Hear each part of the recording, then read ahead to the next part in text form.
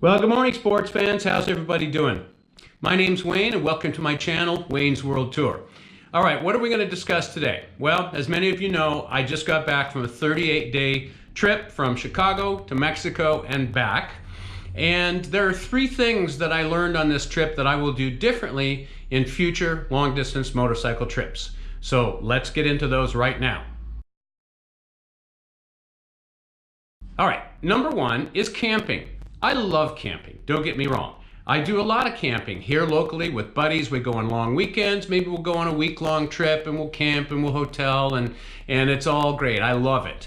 I've gotten enamored by people like Tim Collins and Tim and Marissa who do a lot of wild camping. It's cheap. They find these beautiful remote places and they camp. So I thought, that's what I'm going to do on this trip to Mexico. My plan was to camp half the time and stay in hotels and hostels and Airbnbs the rest of the time. Well, for several reasons, I won't be doing that anymore. First off, I got scared a couple of times. My very first night camping, I went through iOverlander, which is an app that many people use to find a free camping spot along the Mississippi River in Missouri.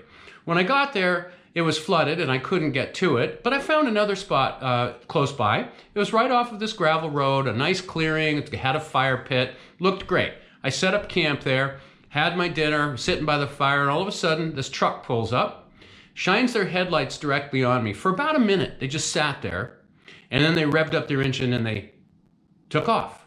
I had no idea who they were, what they wanted. It freaked me out. Then I had a second issue. I was in Mexico at Grutas Tolantonga, which is this beautiful, beautiful place with hot springs and a warm river, and it was great. But there wasn't very many people there, and I camped along the river, and I was the only person there. I was completely alone, and some security guards came up and checked on me, right? They wanted to, hey, everything okay? Yeah, it's fine. Okay, just checking. So I was a little on edge. I'm camping, I'm dead asleep, it's 2 o'clock in the morning, all of a sudden I hear voices and flashlights. I'm alone, there's nobody else there. Who is out there at 2 o'clock in the morning with flashlights and voices? Freaked me out. I kneeled in my tent, waiting for something to happen. I listened, I tried to figure out what it was. Well, turned out it was just some teenagers looking for a camping spot at 2 o'clock in the morning, but it freaked me out.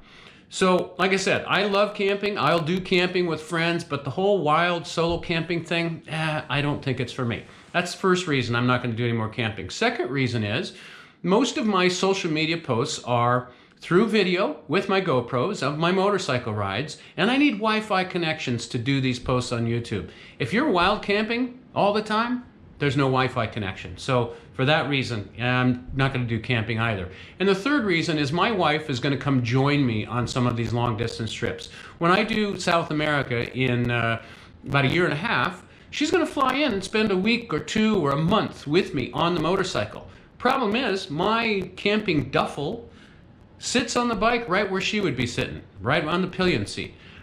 Could I rearrange it and put it elsewhere? Yes, but it's a big hassle. So if I did camp and then my wife came to visit, I'd have to store the camping roll someplace else, the camping duffel. I'd have to ship it ahead and then pick it up when we got there. All the big hassles. So for me, no more camping on long distance motorcycle trips. Locally, a few days, a week, absolutely, but not long distance motorcycle trips. All right, number two that I will do differently is the type of cell phone that I bring. So I have the Kyocera DuoForce Pro. This is not an expensive phone. It's about 175 bucks brand new. A lot of overlanders, particularly motorcycle overlanders, are using this phone because it's incredibly durable and it has an amazing GPS chip in it. So if you're away from cellular service and you have downloaded maps through Osmand or through Maps.me, this GPS chip will pick you up on these maps and you'll be able to navigate. It's a perfect GPS. My problem with this phone is it's a bit slow, a bit cumbersome, and it does not have a very good camera. So, and I don't get off the beaten path that much. I pretty much do Google Maps exclusively. I'm on main roads and main highways most of the time. So I usually have cellular service. I used Google Maps exclusively with this phone. I never had to go to the Maps.me option. So what I'm going to do is I'm going to move to the iPhone 11, which has one of the best GPS chips in the world in it as well, but it has an amazing camera. So I'll be able to have a phone that can be my navigation and a great camera as well. I'll keep this one as a backup, and I'll have that with me in my kit, but it won't be my primary phone that I'll be using on my trip. All right?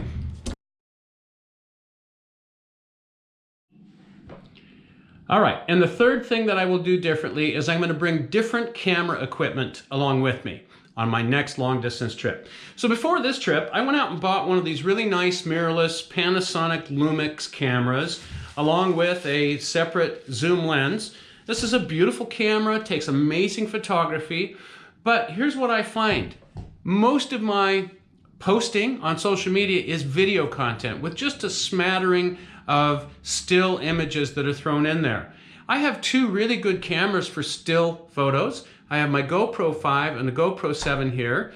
The GoPro 7 has image stabilization. It has 4K video, really high quality digital still photos. Both of these cameras do a great job. Plus, if I replace this Kyocera and go with the iPhone 11, I'll have a third camera that'll give me really high quality still photography.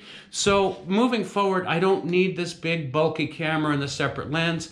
I'm going to stick with the two GoPros and my iPhone 11 for my photography needs.